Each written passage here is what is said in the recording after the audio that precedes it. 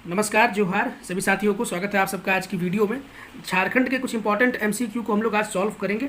आप लोग भी क्वेश्चंस को अटेम्प्ट करिए और देखिए आप कितना सही कर पाते हैं। आज क्वेश्चंस की संख्या कम है, लेकिन अगर आप लोग का रिस्पांस अच्छा रहेगा, वीडियो को लाइक वगैरह करिएगा, ठीक है, तो मैं क्वेश्चंस की संख्या बढ़ाऊंगा और कोशिश करूँगा इसमें मैं जीएस के बाकी सेक्शंस को भी इंक्लूड करूँ, ठीक है। तो आप लोग अपना फीडबैक जरूर दीजिएगा। देखिए पहला क्वेश्चन क्या है, जो भी लोग चैनल पर नए हैं आप लोग सब्सक्राइब वगैरह कर लीजिएगा, बेल आइकन दबाइएगा ताकि आगे भी आपको ऐसे क्वेश्चंस वगैरह मिले। 2022-23 में झारखंड का आपसे राजस्व घाटा, अब जो इंग्लिश वाले हैं उनके लिए फिस्कल डेफिसिट, आपको फिस्कल डेफिसिट बताना है कि जीएसडीपी का कितना परसेंटेज था, ठीक है। ग्रॉस स्टेट डोमेस्टिक प्रोडक्ट होता है, इसका कितना परसेंटेज आपका राजस्व घाटा था। ये चार ऑप्शन आपके सामने हैं, ठीक, और ये आपको पता होना चाहिए। इस तरह के सवाल सीजीएल में पूछे जा सकते हैं और इकोनॉमिक सर्वे या बजट में पूरा का पूरा एकदम डेप्थ में घुस करके पढ़ रहे हैं उसकी आवश्यकता नहीं है। कुछ कुछ इंपॉर्टेंट फिगर्स है, कुछ डेटा है, उसको देख के चले जाइएगा। अगर क्वेश्चन आ गया तो बहुत अच्छी बात है, नहीं आया तो फिर सबके लिए डिफिकल्ट होगा। अब 1 से 2 क्वेश्चन आना है, उसके लिए पूरा का पूरा इकोनॉमिक सर्वे खंगाल लेना। अगर आपके पास समय है तो बहुत अच्छी बात है, अदरवाइज़ ये बहुत बढ़िया अप्रोच नहीं होगा, ठीक है। अब बताइए इसका आंसर क्या होगा। मैं इसका आंसर बताता हूँ। देखिए 0.76% ये 2021-22 में था, ये भी याद रखिएगा क्योंकि आपसे 21-22 वाला भी पूछा जा सकता है। और 22-23 में 2.81 है, इसका आंसर हो जाएगा 2.81, ठीक है, याद रखिएगा। फिस्कल डेफिसिट होता क्या है, अगर आप लोग कमेंट में बता सकें तो बहुत अच्छी बात होगी, ठीक है। चलिए मैं ही बता देता हूँ, लेकिन ये सब चीज़ें आपको पता होनी चाहिए। फिस्कल डेफिसिट राजस्व घाटा का डेफिनेशन सिंपल आपसे एग्जामिनेशन में इकोनॉमिक्स के पॉइंट ऑफ व्यू से पूछा जा सकता है। क्या होता है राजस्व घाटा कि टोटल रेवेन्यू, यानी सरकार के पास टोटल कितना रेवेन्यू जनरेट हुआ है। सरकार पैसे खर्च करती है ना, आपके लिए सड़कें बनाती है, स्कूल्स बनाती है, सब्सिडी वगैरह देती है, तो कहाँ से आता है पैसा? वो आसमान से तो आता नहीं है, सरकार हम ही लोग से टैक्स लेती है और भी बहुत सारे तरीके हैं सरकार के पास पैसे जनरेट करने के लिए। तो टोटल सरकार के पास जो रेवेन्यू, जो इनकम हुआ है सरकार का, उसमें हम खर्चा को जब माइनस करेंगे, ठीक है, तो होता क्या है, खर्चा बहुत ज़्यादा हो जाता है। जितना हमारे पास रेवेन्यू है, जितना हमारे पास इनकम है, उससे बहुत ज़्यादा खर्चा हो जाता है। एक्सपेंडिचर जब ज़्यादा हो जाता है तो उस केस में आपके पास घाटा हो जाता है, राजस्व घाटा, ठीक है। बस एक टेक्निकल पॉइंट यहाँ पे याद रखिएगा कि सरकार का जो भी रेवेन्यू जनरेट हो रहा है, जब हम फिस्कल डेफिसिट को काउंट करते हैं उस टाइम पे हम लोग बोरोइंग्स को शामिल नहीं करते हैं। सरकार जो भी उधार ले रही है, ठीक है, मैं यहाँ पे लिख दे रहा हूँ, सरकार जो भी उधार ले रही है उसको हम लोग रेवेन्यू में माइनस कर देते हैं, ठीक है। उसके बाद उसको एक्सपेंडिचर से हम लोग कैलकुलेट करते हैं। ये बात बस टेक्निकल है, इसको याद रखिएगा। बहुत सारे लोग सिर्फ रेवेन्यू माइनस एक्सपेंडिचर देख करके टिक मार देंगे, तो वो नहीं होता है। देखिएगा उसमें उधार को जरूर एक्सक्लूड करेगा, उधार को काउंट नहीं करना है, तो वो होता है फिस्कल डेफिसिट। और परसेंटेज क्या है, 2.81 22-23 का। तो वेरी इंपॉर्टेंट ये डेटा है, इसको याद रखिएगा। आप लोग ग्रोथ रेट बताइए कमेंट करके, ग्रोथ रेट झारखंड का 2021-22 में भी और 22-23 में भी, ये कमेंट करके आप लोग बताइए। नहीं पता तो ढूंढिए क्या होता है, ठीक है। ये सारे सवाल बन सकते हैं। नेक्स्ट क्वेश्चन है, एक ही कैंटोनमेंट बोर्ड यानी कि छावनी है, झारखंड में एक ही छावनी है और रामगढ़ छावनी है, रामगढ़ कैंटोनमेंट बोर्ड है। आपको बताना है इसका गठन कब हुआ था, ठीक है। ये दूसरा सवाल आपके लिए है और अटेम्प्ट करिए आप लोग। मैं इसका आंसर बताता हूँ। इसका सही आंसर हो जाएगा 1940, ठीक है, 1940 में इसका गठन किया गया था। ये इंपॉर्टेंट है, याद रखिएगा। नेक्स्ट है आपका जनजाति से जुड़ा हुआ एक सवाल है, तमक, तीरियो और तुमडा ये किस जनजाति के वाद्य यंत्र हैं। सबसे पहली बात कि आपको ये पता होना चाहिए कि ये सब म्यूजिकल इंस्ट्रूमेंट है, ठीक है। ये सारे क्या है, म्यूजिकल इंस्ट्रूमेंट है। क्या क्या, तो तमक, तीरियो, तुमदा।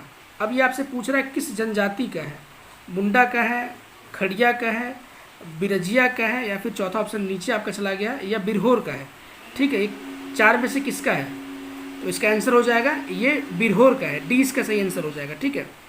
आप लोग कमेंट करके बताइएगा कितना आपका सही होता है और बिल्कुल ईमानदारी से बताना है, क्योंकि यहाँ अगर आप झूठ बोलेंगे तो इससे आपको नौकरी मिलने वाली है नहीं, ठीक है।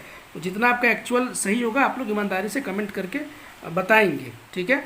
और रिस्पॉन्स मैं फिर से बोल रहा हूँ, अगर सही रहा तो क्वेश्चंस की संख्या में बढ़ाऊंगा और बहुत ही क्वालिटी क्वेश्चंस और बिल्कुल रेलेवेंट जो एग्जाम में पूछे जा सकते हैं, ऐसे क्वेश्चंस मैं आपके लिए लेकर के आऊँगा। नेक्स्ट क्वेश्चन क्या है, कि किस जनजाति के लोग पहरेदार का काम करते थे। अगेन बहुत ही अच्छा क्वेश्चन है ये।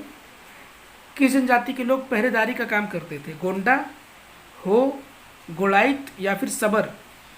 ठीक है, आंसर इसका क्या हो जाएगा? इसका आंसर हो जाएगा गोलाइत। ठीक है, ये लोग पहरेदारी का काम करते थे। और सबर जनजाति आप सबको पता होगा, ये इसका संबंध त्रेता से है। त्रेता युग से इस जनजाति का संबंध है। नेक्स्ट है जोजो हातू। आप सबको पता है जोजो हातू का नाम आप सबने जरूर सुना होगा। तो ये किस खनिज की बहुलता के लिए इसको जाना जाता है? यहाँ पे कौन सा मिनरल बहुतायत मात्रा में पाई जाती है? आपको कमेंट बने सॉरी यहाँ पे आप बताइए, अटेम्प्ट करिए। टिन, काइनाइट, क्रोमाइट या मैंगनीज।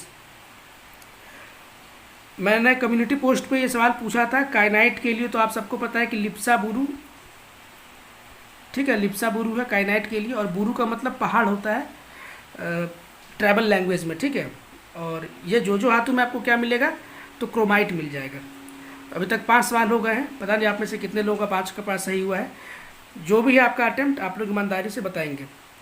नेक्स्ट है ISM धनबाद को IIT का दर्जा कब मिला था? ठीक है, एक ही IIT हमारे झारखंड में है, धनबाद में। ठीक है, तो कब इसको दर्जा मिला? अगेन ये इंपॉर्टेंट फैक्ट है, आपके लिए इंपॉर्टेंट हो सकता है। इसका आंसर क्या हो जाएगा? आप लोग अटेम्प्ट करिए। 2016, 15, 14 या फिर एक ऑप्शन नीचे चला गया है 2014। ठीक है, 14 2 बार रिपीट हो गया। चलिए आपके पास 3 ही ऑप्शन है, बताइए 16, 15 या 14। आंसर इसका हो जाएगा 2016। 2016 में ISM को IIT का दर्जा मिला था। ठीक है, ISM का स्थापना किस वर्ष हुआ था? इसका फाउंडेशन कब हुआ था? अगर कमेंट में आप लोग बता दें तो मज़ा आ जाएगा। ठीक है, ऑप्शन क्या है?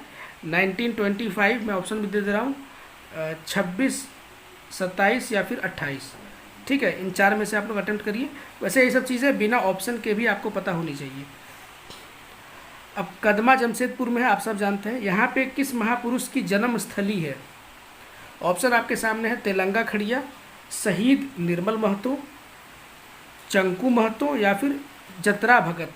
ठीक है, एलिमिनेट करके भी हो सकता है कि आप लोग सॉल्व कर लें। आंसर इसका हो जाएगा शहीद निर्मल महतो। ठीक है, इनका जन्मस्थली कहाँ पर है? तो कदमा के जमशेदपुर में। इम्पोर्टेंट क्वेश्चन ये भी था। नेक्स्ट है झारखंड के राजकीय चिन्ह को आप सबने देखा है, उसमें टोटल 7 घेरे हैं। 7 घेरे का मतलब ऐसे 1 फिर 2 फिर 3 ऐसे ऐसे करके 7 घेरा है। तो 7वां जो गोला है उसके अंदर क्या है आपसे पूछ रहा है। तो हाथी है उसमें, या पलाश का फूल है, या वो घेरा खाली है, या फिर अशोक स्तंभ है। आप लोग बताइए इसका आंसर क्या हो जाएगा। मैं इसका आंसर आपको बता देता हूँ। इसका आंसर होगा खाली है। तो एक बार आप लोग चिन्ह को देख लीजिएगा कौन सा घेरा में क्या है, और अपने ही साइड से उसको इस तरीके से देखिएगा कि कैसे भी घुमा के क्वेश्चन पूछे तो आप लोग उसको सही करने के पोजीशन में होंगे। 12 सोपान से गिरता जलप्रपात किसे कहते हैं? जलप्रपात का मतलब वाटरफॉल हो गया। और क्या क्या बोला जा रहा है? 12 सोपान से गिरता। तो ऑप्शन क्या है? हुंड्रू, जोन्हा, दसम या फिर नन ऑफ दिस। ठीक है, 12 सोपान वाला क्या होगा? हुंड्रू, जोन्हा, मैं यहीं पे आपके लिए लिख दे रहा हूँ, या दसम है तीसरा ऑप्शन में, दसम, या चौथा में नन ऑफ दिस है। तो इसका आंसर हो जाएगा नन ऑफ दिस। ठीक है, क्योंकि ये 12 सोपान वाला हम लोग बोलते हैं लावा पानी को, लावा पानी को बोलते हैं 12 सोपान से गिरता झरना। ठीक है, अंतिम प्रश्न आज का, ये 10वां प्रश्न लास्ट है। मैंने बोला कि अगर आपका रिस्पॉन्स सही रहेगा तो मैं क्वेश्चंस की संख्या को बढ़ाऊंगा। ठीक है, तो आप लोग बताइए, झारखंड का हाई कोर्ट बहुत ही ज़्यादा न्यूज़ में है, और हो सकता है एक सवाल यहाँ से फ्रेम किया जाए। ये कितने एकड़ में फैला हुआ है ये आपको बताना है। आगे मैं जो भी सेट आपके लिए लेकर के आऊँगा उसमें जितने भी इंपॉर्टेंट चीज़ है, जैसे कि झारखंड हाई कोर्ट से कुछ और इंपॉर्टेंट क्वेश्चन अगले सेट में आपको देखने को मिलेगा। ठीक है, करंट अफेयर्स के कुछ सवाल आपको देखने को मिल सकते हैं, जनजाति से तो रहेगा ही। ठीक है, हिस्ट्री से, तमाम चीज़ों को मिक्स करके मैं सवाल लेकर के आऊँगा। और मैं इस बार क्या करूँगा, नेक्स्ट सेट में जीके जीएस के भी कुछ क्वेश्चंस को इंक्लूड करूँगा, ताकि आपका 9 से 10 मिनट में बहुत सारे क्वेश्चंस को आप लोग देख लें, और क्वालिटी क्वेश्चंस। इनमें से ये जो 10 सवाल मैंने आपको दिए हैं, अगर इसमें से आप 7+ अटेम्प्ट कर ले रहे हैं तो आप बिल्कुल पार्टी करिए जाके, ठीक है। अगर आप 7 प्लस अटेम्प्ट कर ले रहे हो, बिल्कुल आप पार्टी करिए जा करके, कोई दिक्कत नहीं है, ठीक है। बहुत अच्छे पोजीशन में आप हैं। तो झारखंड हाई कोर्ट कितने एकड़ में फैला हुआ है, तो इसका आंसर क्या हो जाएगा, 165 एकड़ में, ठीक है। ये इसका सही आंसर हो जाएगा। तो ये 10 सवाल थे। अपना स्कोर बताइए कमेंट में, वीडियो को लाइक करिए, जो भी लोग चैनल पे नए हैं आप लोग सब्सक्राइब करिए। मिलते हैं किसी और वीडियो में, तब तक के लिए टेक केयर, गुड बाय।